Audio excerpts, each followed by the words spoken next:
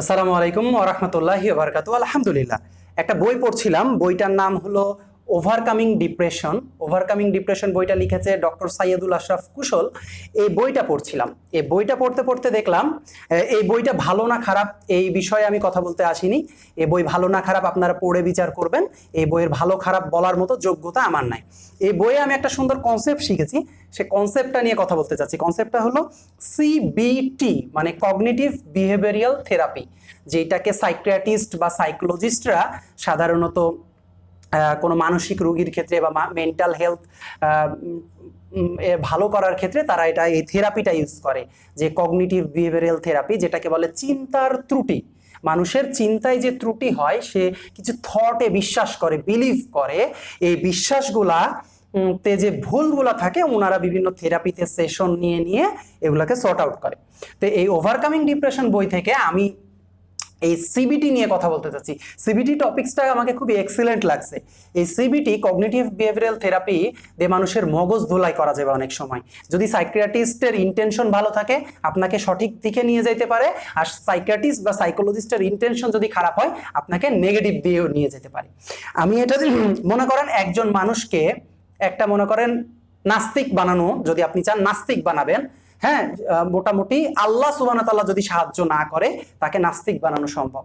ঠিক একজন মানুষকে আপনি যদি মনে করেন জঙ্গি বানায় ফেলবেন, এক্সট্রিমিস্ট বানায় ফেলবেন, খারেজি বানায় ফেলবেন, আপনি কগনিটিভ বিহেভিয়ারাল থেরাপি দিয়ে করতে পারবেন। একজন অসুস্থ মানুষকে যেমন সুস্থ করা যায়, আমি এটার অন্য পয়েন্ট অফ ভিউ দেখছি। এটা আসলে মানসিক চিকিৎসার ক্ষেত্রে তারা ব্যবহার করে রোগীকে সুস্থ করার জন্য, বাট আমি অন্য ইন্টেনশনে দেখছি। যারা বলে না যে মগজ ধুলাই করে নিয়ে চলে গেছে ওদেরকে কোনো গ্রুপে, বা খারাপ হয়ে গেছে, এই জিনিসগুলো আসলে এই কগনিটিভ বিহেভিয়ারাল থেরাপি দিয়ে করা যায়। ঠিক একইভাবে কগনিটিভ বিহেভিয়ারাল থেরাপি দিয়ে আপনি চাইলে একজন কাফেরকে মুসলিম বানাইতে পারবেন, আবার একজন মুসলিমকে ভালো ইমানদার বানাইতে পারবেন, প্র্যাকটিসিং মুসলিম বানাইতে পারবেন। মানে আপনার এই চিন্তার ত্রুটিটা সংশোধনের যে টেকনিকটা খুবই এক্সেলেন্ট। মনে করেন কোনো রোগীর ক্ষেত্রে সাইকিয়াট্রিস্টরা ওষুধ দেয়, ওষুধ দিয়ে বিভিন্ন হরমোন বা কেমিক্যাল, মানে সেরোটোনিন, ডোপামিন টাইপের কিছু কিছু কেমিক্যাল তারা নির্গত করে রোগীর ধরেন মস্তিষ্কে কিছু দুর্বলতা সৃষ্টি করে, তারপর তাদেরকে ট্রিটমেন্ট দেয়। কাউকে ওষুধ ছাড়াই ট্রিটমেন্ট দেয়, কাউকে ওষুধ থেরাপি একসাথে দুটাই দেয়। তো এই বইয়ে আমার যেটা মনে হয়েছে, এই কগনিটিভ বিহেভিয়ারাল থেরাপিটা খুবই একটা এক্সিলেন্ট জিনিস। এটা একটা অস্ত্রের মতো আমার কাছে মনে হয়েছে। এটা যদি নেগেটিভ ভাবে পড়ে এটাকে নেগেটিভলি ইউজ করা যাবে, এটা যদি পজিটিভ হাতে পড়ে এটাকে পজিটিভ হাতে পড়ে। এবং আমি এই বইটা পড়ছি, সাইয়েদুল আশরাফ কুশল এর এই বইটা।